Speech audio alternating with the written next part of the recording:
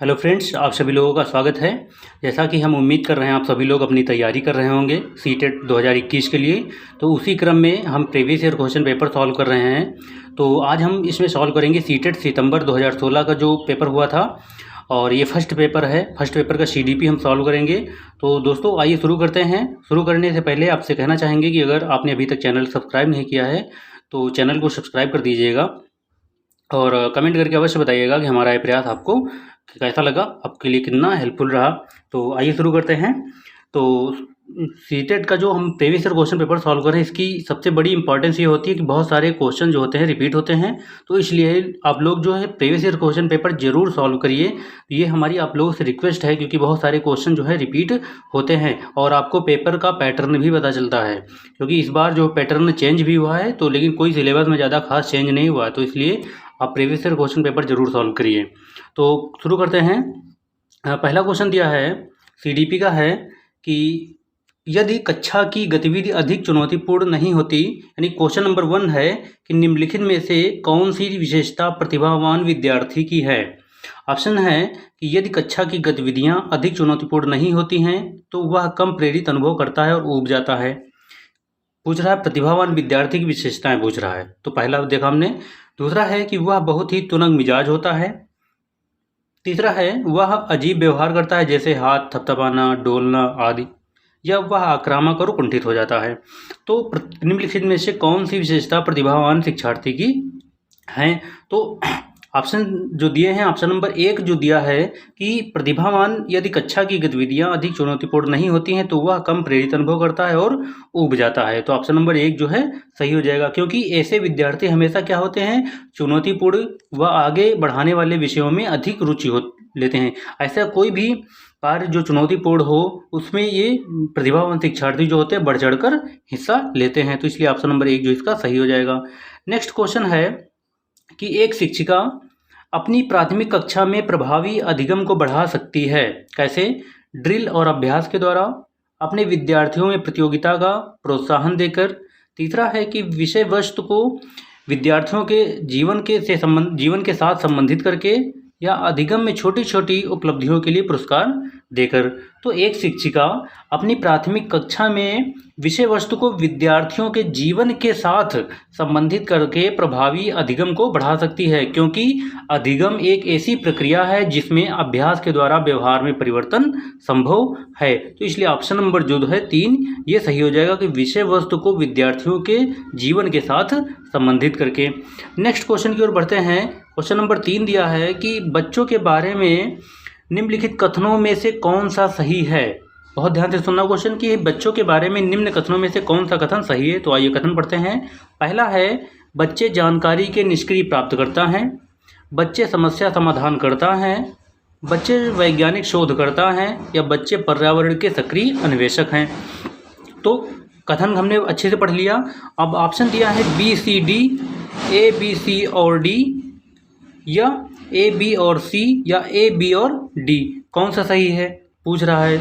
तो कौन सा सही है? तो ऑप्शन नंबर जो इसमें दिया है कि देखो होता है क्या है कि ऑप्शन नंबर 1 सही है, क्योंकि बी सी और डी बच्चे क्या हैं, अगर आप क्वेश्चन को ध्यान से पढ़ेंगे तो उसी में आंसर छिपा हुआ है कि बच्चे समस्या समाधान करता हैं, और बच्चे वैज्ञानिक शोध करता है, और बच्चे पर्यावरण के सक्रिय अन्वेषक हैं। क्योंकि बच्चे समस्या समाधान करता, वैज्ञानिक शोध करता, वह पर्यावरण के सक्रिय अन्वेषक होते हैं। तो इसलिए ऑप्शन नंबर 1 जो है बी सी और डी ये तीनों इसके ऑप्शन सही हो जाएंगे।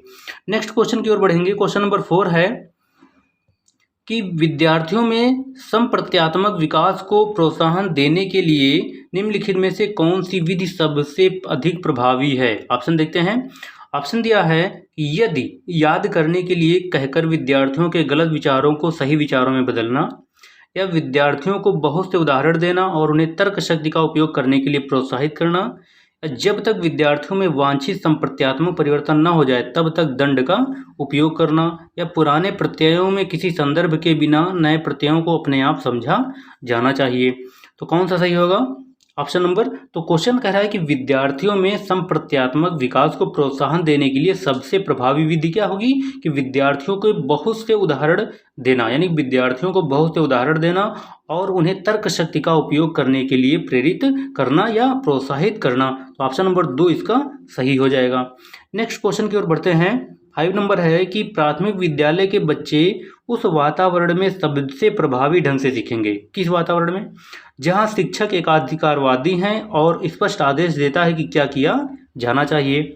या दूसरा है कि जहां मूल रूप से पढ़ने, लिखने और गणित की संज्ञानात्मक कुशलताओं पर ध्यान केंद्रित होता है और बल दिया जाता है, क्या वहाँ पर? या फिर नेक्स्ट है जहाँ शिक्षक सारे अधिगमों में अधिक या आगे होता है और विद्यार्थियों से निष्क्रिय रहने की अपेक्षा करता है। या 4 नंबर ऑप्शन दिया है कि जहाँ उनकी संवेगात्मक आवश्यकताओं की पूर्ति होती है और वे अनुभव करते हैं कि वे महत्वपूर्ण हैं।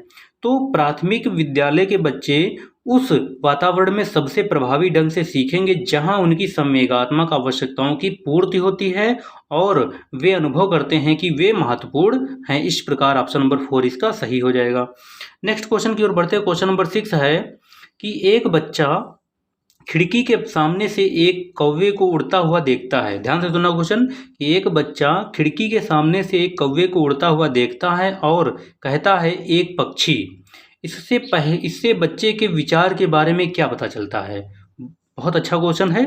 देखते हैं क्या पता चलता है। ऑप्शन दिए हैं कि बच्चे की स्मृतियां पहले से भंडारित होती हैं, बच्चे में पक्षी का प्रत्यय विकसित हो चुका है। तो कौन सा सही हो जाएगा? तो विकल्प नंबर 2 सही हो जाएगा। क्यों? ऑप्शन दिए हैं और नेक्स्ट भी दिया है आगे। तो तीसरा दिया है सी नंबर है कि बच्चे अपने अनुभव के बताने के लिए भाषा के कुछ उपकरणों का प्रयोग कर लिया है। बच्चे ने अपने अनुभव बताने के लिए भाषा के कुछ उपकरणों का उपयोग विकास या कर लिया है। तो कौन सा हो जाएगा? तो ऑप्शन नंबर बी यानी कि 2 सही हो जाएगा, क्योंकि ए, बी और सी ये तीनों सही हो जाएंगे। क्यों? क्योंकि एक बच्चा कौवे को देखकर उसे एक पक्षी कहता है। इससे बच्चे के विचार के बारे में यह पता चलता है कि बच्चे में पक्षी का प्रत्यय विकसित हो चुका है और साथ ही यह भी पता चलता है कि बच्चे की स्मृतियां पहले से भंडारित हैं तथा बच्चा अपने अनुभव को भाषा द्वारा व्यक्त कर रहा है। तो ऑप्शन नंबर इसका 2 सही हो जाएगा। नेक्स्ट की ओर बढ़ते हैं। क्वेश्चन नंबर 7 है कि कोई शिक्षिका अपने विद्यार्थियों को ऐसा क्या कहे कि उन्हें भीतरी प्रेरणा के साथ कार्य करने के लिए प्रोत्साहित कर सके। थोड़ा जूम कर लेते हैं। क्वेश्चन है कि कोई शिक्षिका अपने विद्यार्थियों को ऐसा क्या कहे कि उन्हें भीतरी प्रेरणा के साथ कार्य करने के लिए प्रोत्साहित कर सके। ऑप्शन देखते हैं। ऑप्शन दिया है कि तुम उसके जैसे क्यों नहीं हो सकते, देखो उसने इसे एकदम ठीक कर दिया है। या दूसरा है कि काम जल्दी पूरा करो और तुम्हें एक टॉफ़ी मिलेगी। या इसे करने की कोशिश करो और तुम सीख जाओगे। में सीखना विद्यार्थी की आंतरिक प्रेरणा है, जबकि किसी से का पहले कार्य समाप्त कर प्रेरित करने में कार्य करने वाला व्यक्ति बाहरी प्रेरणा के रूप में कार्य कर रहा है। 4 नंबर ऑप्शन दिया है कि चलो इसे करने से पहले समाप्त कर लो। कौन सा सही हो जाएगा? तो ऑप्शन नंबर 3 सही हो जाएगा। क्यों? क्योंकि बालक में अंतः प्रेरणा का विकास तीव्र गति से होता है। अतः जब कोई शिक्षिका अपने शिक्षार्थियों को यह कहती है कि इसे करने की कोशिश करो और तुम सीख जाओगे, में सीखना विद्यार्थी की आंतरिक प्रेरणा है, जबकि किसी से पहले कार्य समाप्त कर प्रेरित करने में कार्य करने वाला व्यक्ति बाहरी प्रेरणा के रूप में कार्य करता है। ऑप्शन नंबर 3 इसका सही हो जाएगा। नेक्स्ट क्वेश्चन की ओर बढ़ते हैं। क्वेश्चन नंबर 8 है कि कोई शिक्षिका अपने विद्यार्थियों को अध्ययन करने हेतु आंतरिक रूप से उत्प्रेरित करने के लिए कैसे प्रोत्साहित कर सकती है। ऑप्शन दिया है प्रतियोगितात्मक परीक्षा से, या व्यक्तिगत लक्ष्य निर्धारित करने और उसमें निपुणता पाने में उन्हें मदद करके, या साफ दिखाई पड़ने वाले इनाम देकर जैसे टॉफ़ी, या उनमें चिंता और डर पैदा करके। तो कोई शिक्षिका अपने विद्यार्थियों को अध्ययन करने हेतु आंतरिक रूप से उत्प्रेरित करने के लिए उन्हें व्यक्तिगत लक्ष्य निर्धारित करने और उनमें निपुणता पाने में उन्हें मदद देकर प्रोत्साहित कर सकती है। तो ऑप्शन नंबर 2 जो है सही हो जाएगा इसका, बाकी इसके रॉन्ग आंसर हैं। अगला क्वेश्चन है क्वेश्चन नंबर 9 है क्वेश्चन नंबर 9 दिया है कि किसी प्रारंभिक कक्षा में प्रभावशाली शिक्षक का उद्देश्य विद्यार्थियों को उत्प्रेरित करना होगा। क्या होगा? ऑप्शन दिए हैं कि रटकर याद करने के लिए जिससे वे प्रत्यास्मरण करने में अच्छे बने, या दंडात्मक उपायों का प्रयोग करके जिससे वे शिक्षक का सम्मान करें, या नेक्स्ट ऑप्शन दिए हैं कि ऐसे काम करने के लिए जिससे परीक्षा के अंत में अच्छे अंक पा सकें, या सीखने के लिए जिससे वे जिज्ञासु बने और सीखने के लिए ही सीखना पसंद करें। तो कौन सा क्वेश्चन सही हो जाएगा? कौन सा ऑप्शन सही होगा? तो क्वेश्चन नंबर 9 का ऑप्शन नंबर 4 सही होगा, क्योंकि किसी प्रारंभिक कक्षा में प्रभावशाली शिक्षक का उद्देश्य विद्यार्थियों को सीखने के लिए उत्प्रेरित करना होगा, जिससे वे जिज्ञासु बने और सीखने के लिए सीखना पसंद करें, मतलब सीखने के लिए सीखना पसंद करें। बहुत इंपॉर्टेंट चीज़ है। अगला क्वेश्चन देखते हैं। 10 नंबर क्वेश्चन है, निम्न में से कौन सा उदाहरण प्रभावशाली विद्यालय की प्रथा का है? कौन सा उदाहरण प्रभावशाली विद्यालय की प्रथा का है? शारीरिक दंड, व्यक्तिगत सापेक्ष अधिगम, प्रतियोगितात्मक कक्षा, निरंतर तुलनात्मक मूल्यांकन। तो कौन है? तो ऑप्शन नंबर जो 2 दिया है ये सही हो जाएगा इसका। क्यों? क्योंकि व्यक्तिगत सापेक्ष अधिगम जो है प्रभावशाली विद्यालय की प्रथा का उदाहरण है, क्योंकि इस प्रकार में प्रत्येक व्यक्ति एक अलग तरीके से सीखता है तथा सीखने की शैली भी अलग तरह की होती है। तो ये जो है व्यक्तिगत सापेक्ष अधिगम इसका आंसर हो जाएगा। नेक्स्ट क्वेश्चन है कि विकास का शिरः पदाभिमुख दिशा सिद्धांत व्याख्या करता है कि विकास इस प्रकार आगे बढ़ता है। ऑप्शन दिया है भिन्नों से एकीकृत कार्यों की ओर, सिर से पैर की ओर, ग्रामीण से शहरी क्षेत्रों की ओर, सामान्य से विशिष्ट कार्यों की ओर। तो विकास का शिरः पदाभिमुख दिशा सिद्धांत व्याख्या करता है कि विकास सिर से पैर की ओर आगे बढ़ता है, क्योंकि शिरा पदाभिमुख का अर्थ ही होता है सिर से पैर की ओर, यानी कि इसका जो अर्थ होता है वो होता है सिर से पैर की ओर। तो यही जो है विकास क्या करता है? सिर से पैर की ओर जो है इसका ये आगे की ओर बढ़ता है और इसका विकास होता है। ऑप्शन नंबर 2 सही हो जाएगा। नेक्स्ट क्वेश्चन है, क्वेश्चन नंबर 12 है कि भाषा विकास के लिए सबसे संवेदनशील समय निम्न में से कौन सा होता है? कौन सा होता है? मध्य बचपन का समय, वयस्कावस्था, प्रारंभिक बचपन का समय, या जन्म पूर्व का समय। तो ये तो जन्म पूर्व का समय होगा ही नहीं। प्रारंभिक अवस्था में बचपन में बच्चा कोई भाषा विकास के लिए संवेदनशील होगा ही नहीं। तो इन दोनों में से कौन सा होगा? तो ऑप्शन नंबर जो दिया है तो ऑप्शन नंबर 3 सही होगा। ऑप्शन नंबर 3 सही हो जाएगा, क्योंकि प्रारंभिक बचपन का समय जो होता है भाषा विकास के लिए सबसे संवेदनशील समय होता है। प्रारंभिक बच्चा जब छोटा होता है, बचपन में होता है, तब वो क्या करता है? बोलना सीखता है, क्योंकि इस दौरान बालक की अनुभूति सरल, स्पष्ट एवं सही होती है। ऑप्शन नंबर 3 इसका सही हो जाएगा। नेक्स्ट क्वेश्चन की ओर बढ़ते हैं। 30 नंबर है कि एक 6 वर्ष की लड़की खेल कूद में असाधारण योग्यता का प्रदर्शन करती है। उसके माता पिता दोनों ही खिलाड़ी हैं। उसे नित्य प्रशिक्षण प्राप्त करने भेजते हैं, सप्ताहांत में उसे प्रशिक्षण देते हैं। बहुत संभव है कि उसकी क्षमताएं निम्नलिखित दोनों के बीच परस्पर प्रतिक्रिया का परिणाम होंगी। इसके बीच ऑप्शन देखते हैं। पहला है वृद्धि और विकास, स्वास्थ्य और प्रशिक्षण, अनुशासन और पौष्टिकता, आनुवंशिकता और पर्यावरण। तो कौन सा हो जाएगा? तो बहुत संभव है कि लड़की की क्षमताएं आनुवंशिकता और पर्यावरण के बीच परस्पर प्रतिक्रिया का परिणाम होंगी, क्योंकि उसके माता पिता दोनों ही खिलाड़ी हैं तथा उसे प्रशिक्षण भी देते हैं। तो ऑप्शन नंबर 4 आनुवंशिकता और पर्यावरण, ये बहुत इंपॉर्टेंट है किसी भी बच्चे के विकास के लिए। तो ये जो है ऑप्शन नंबर 4 इसका सही है। अगला प्रश्न है कि 14 नंबर की निम्न में से कौन से समाजीकरण के गौड़वाहक हो सकते हैं? ऑप्शन दिया विद्यालय और पड़ोस, विद्यालय और निकटतम परिवार के सदस्य, परिवार और रिश्तेदार, परिवार और पड़ोस। तो कौन सा हो जाएगा? तो विद्यालय और पड़ोस, पास पड़ोस जो है सामाजिकरण के गौड़वाहक हो सकते हैं, क्योंकि बालक के सामाजिकरण की प्रक्रिया निरंतर चलती रहती है और जो परिवार से ही आरंभ होती है। तो ऑप्शन नंबर जो है विद्यालय और पास पड़ोस ही इसका सही ऑप्शन हो जाएगा। नेक्स्ट क्वेश्चन की ओर बढ़ते हैं। क्वेश्चन नंबर 15 है। 15 नंबर प्रश्न कह रहा है कि लेव वाइगोत्स्की के अनुसार संज्ञानात्मक विकास का मूल कारण है। क्या है? सामाजिक अन्योन्य क्रिया, मानसिक प्रारूपों स्कीमाज का समायोजन, उद्दीपक अनुक्रिया युग्मन, या संतुलन। तो लेव वाइगोत्स्की के अनुसार संज्ञानात्मक विकास का मूल कारण सामाजिक अन्योन्य क्रिया है, क्योंकि इनका मानना है कि ये बालकों में ज्ञान का निर्माण करते हैं। तो ऑप्शन नंबर 1 जो है सामाजिक अन्योन्य क्रिया सही हो जाएगा। नेक्स्ट क्वेश्चन की ओर बढ़ते हैं। क्वेश्चन नंबर 16 है कि किसी बच्चे का दिया गया विशिष्ट उत्तर कोहल वर्ग के नैतिक तर्क के सोपानों की विषय वस्तु के किस सोपान के अंतर्गत आएगा? किस सोपान के अंतर्गत आएगा? तो आप देखते हैं क्या दिया है कि यदि आप ईमानदार हैं तो आपके माता पिता आप पर गर्व करेंगे, इसलिए आपको ईमानदार रहना चाहिए। देखते हैं इसका ऑप्शन क्या होगा।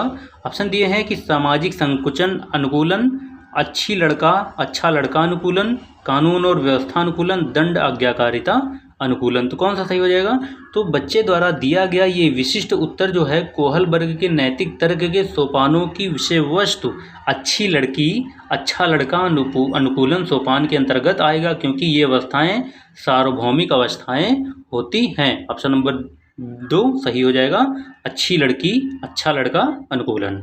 नेक्स्ट है 17 नंबर प्रश्न है कि जीन पियाजे के अनुसार अधिगम के लिए निम्न में से क्या आवश्यक है? क्या आवश्यक है? वयस्कों के व्यवहार का अवलोकन, ईश्वरीय न्याय पर विश्वास, शिक्षकों और माता पिता का द्वारा पुनर्बलन, शिक्षार्थी के द्वारा पर्यावरण की सक्रिय खोजबीन। तो जीन पियाजे के अनुसार शिक्षार्थी के द्वारा पर्यावरण की सक्रिय खोजबीन अधिगम के लिए आवश्यक है। विद्यार्थी के द्वारा पर्यावरण की खोजबीन अधिगम के लिए आवश्यक है, क्योंकि इसके द्वारा बालक हमेशा पर्यावरण के साथ अच्छा व्यवहार करता है, इसलिए ऑप्शन नंबर 4 इसका सही हो जाएगा। नेक्स्ट क्वेश्चन है कि जीन पियाजे के अनुसार प्रारूप यानी स्कीमा निर्माण वर्तमान योजनाओं के अनुरूप बनाने हेतु नवीन जानकारी में संशोधन और नवीन जानकारी के आधार पर पुरानी योजनाओं में संशोधन के परिणाम के रूप में घटित होता है। इन दो प्रक्रियाओं को जाना जाता है किस नाम से? ऑप्शन दिया है कि समावेशन और अनुकूलन के रूप में, सामीकरण और संशोधन के रूप में, समावेशन और समायोजन के रूप में, समायोजन और अनुकूलन के रूप में। तो इन दो प्रक्रियाओं को समावेशन और समायोजन के रूप में जाना जाता है। किससे? समावेशन और समायोजन के रूप में, क्योंकि जीन पियाजे की संज्ञानात्मक अवस्था के प्रारूप में जब बालक स्कीमा यानी प्रारूप का निर्माण करता है तो वह वर्तमान योजनाओं के अनुरूप बनने हेतु नवीन जानकारी में संशोधन और नवीन जानकारी के आधार पर पुरानी योजनाओं में भी संशोधन करता है। ऑप्शन नंबर 3 इसका सही हो जाएगा। इसका एक्सप्लेनेशन भी बहुत अच्छे से हो गया। अगला प्रश्न है कि किसी प्रगतिशील कक्षा की व्यवस्था में शिक्षक एक ऐसे वातावरण को उपलब्ध कराकर अधिगम को सुगम बनाता है जो नियामक है, समावेशन को हतोत्साहित करता है, आवृत्ति को बढ़ावा देता है, खोज को प्रोत्साहन देता है। तो किसी प्रगतिशील कक्षा की व्यवस्था में शिक्षक एक ऐसे वातावरण को उपलब्ध कराकर अधिगम को सुगम बनाता है जो खोज को प्रोत्साहन देता है। किसको? खोज को प्रोत्साहन देता है। ऑप्शन नंबर 4 इसका सही हो जाएगा। नेक्स्ट क्वेश्चन की ओर बढ़ेंगे। क्वेश्चन नंबर 20 है। 20 क्या कह रहा है कि हार्वर्ड गार्डनर का बहुबुद्धि सिद्धांत सुझाता है कि क्या है कि बुद्धि को केवल बुद्धिलब्धि IQ परीक्षण से ही निर्धारित किया जा सकता है, या शिक्षक को चाहिए कि विषय वस्तु को वैकल्पिक विधियों से पढ़ाने के लिए बहुबुद्धियों की एक रूपरेखा तैयार की तरह ग्रहण करे, या दिया है कि क्षमता भाग्य है और एक अवधि के भीतर नहीं बदलती, हर बच्चे को प्रत्येक 8 विषय भिन्न भिन्न तरीके से पढ़ाया जाना चाहिए। तो कौन सा सही हो जाएगा? तो हार्वर्ड गार्डनर का बहुबुद्धि सिद्धांत सुझाता है कि शिक्षक को चाहिए कि विषय वस्तु वैकल्पिक विधियों से पढ़ाने के लिए बहुबुद्धियों को एक रूपरेखा की तरह ग्रहण करे। ऑप्शन नंबर 2 इसका सही हो जाएगा। तो हार्वर्ड गार्डनर का बहुबुद्धि सिद्धांत क्या सुझाता है कि शिक्षक को चाहिए कि विषय वस्तु को वैकल्पिक विधियों से पढ़ाने के लिए बहुबुद्धियों को एक रूपरेखा की तरह ग्रहण करे। ऑप्शन नंबर 2 सही हो जाएगा।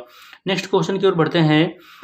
क्वेश्चन नंबर 21 है कि कोई 5 वर्ष की लड़की एक टी शर्ट को तह करते हुए अपने आप से बात करती है। लड़की द्वारा प्रदर्शित व्यवहार के संदर्भ में निम्न में से कौन सा कथन सही है? कौन सा कथन सही है? तो जीन पियाजे इसे अहम केंद्रित भाषा कहेगा और लेव वाइगोत्स्की इसकी व्याख्या बच्चे के द्वारा निजी भाषा से अपनी क्रियाओं को नियमित करने के प्रयासों के रूप में करेगा।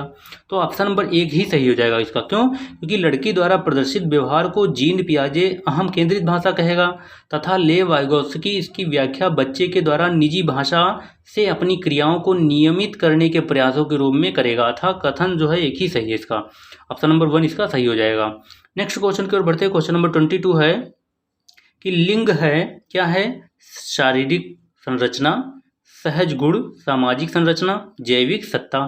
तो लिंग क्या है? तो लिंग एक सामाजिक संरचना है। क्या है? लिंग एक सामाजिक संरचना है क्योंकि इसके अंतर्गत समाज में स्त्री पुरुष आदि का निर्धारण किया जाता है। तो अब लोग इसको शारीरिक संरचना मत समझना कि शारीरिक संरचना नहीं हो गया ये होगी एक सामाजिक संरचना। लिंग क्या है? सामाजिक संरचना है जिसके माध्यम से समाज में स्त्री पुरुष आदि का निर्धारण किया जाता है।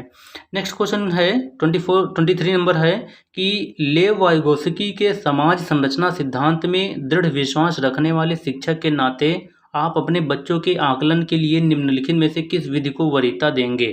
किस विधि को वरीयता देंगे? मानकीकृत परीक्षण, तथ्यों पर आधारित प्रत्यास्मरण के प्रश्न, वस्तुपरक बहुविकल्पी प्रकार के प्रश्न, सहयोगी प्रोजेक्ट।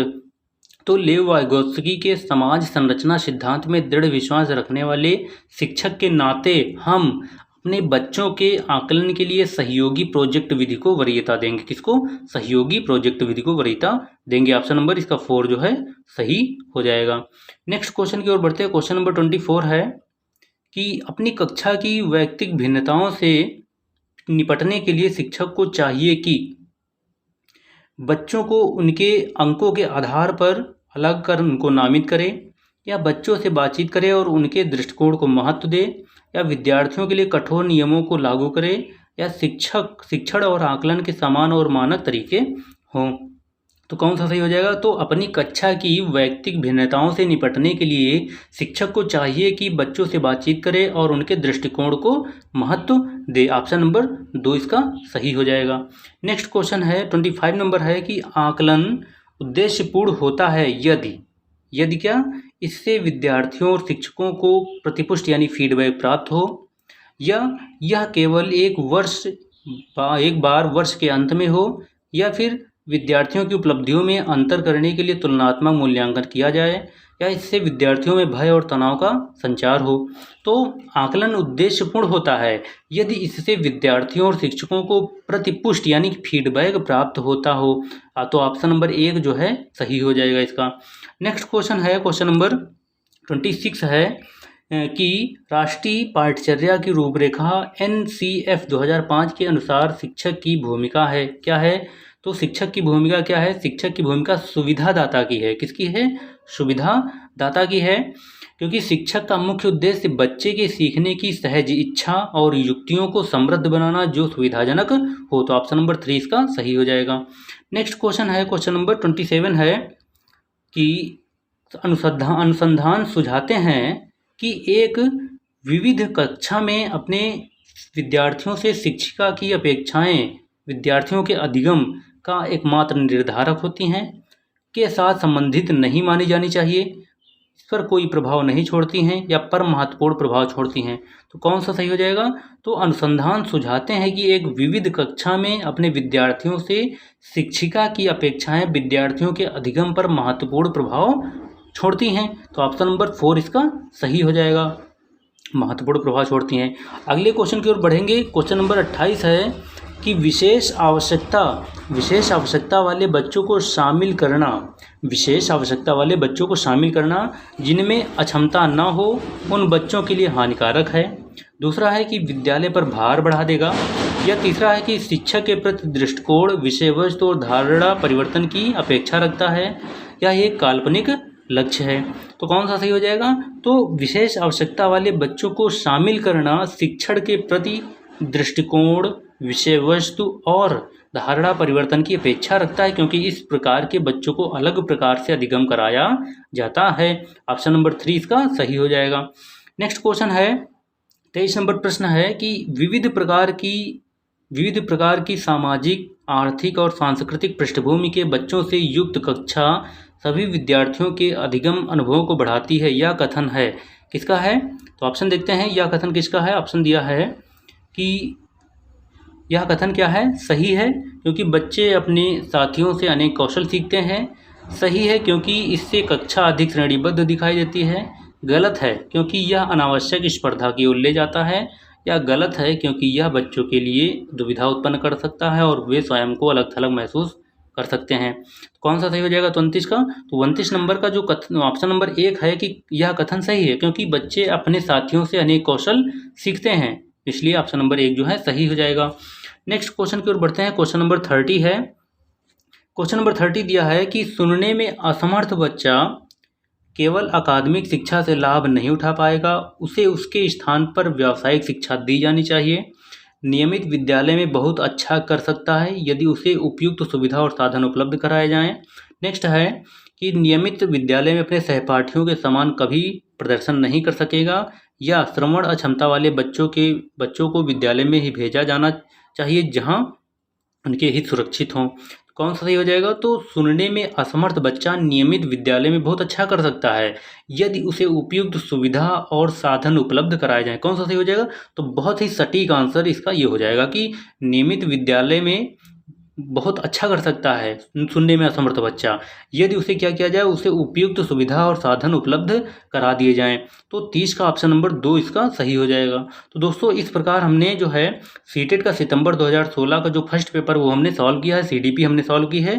तो आपको ये वीडियो कैसा लगा कमेंट करके अवश्य बता दीजिएगा, और फिर मिलते हैं, तब तक के लिए धन्यवाद, नमस्कार।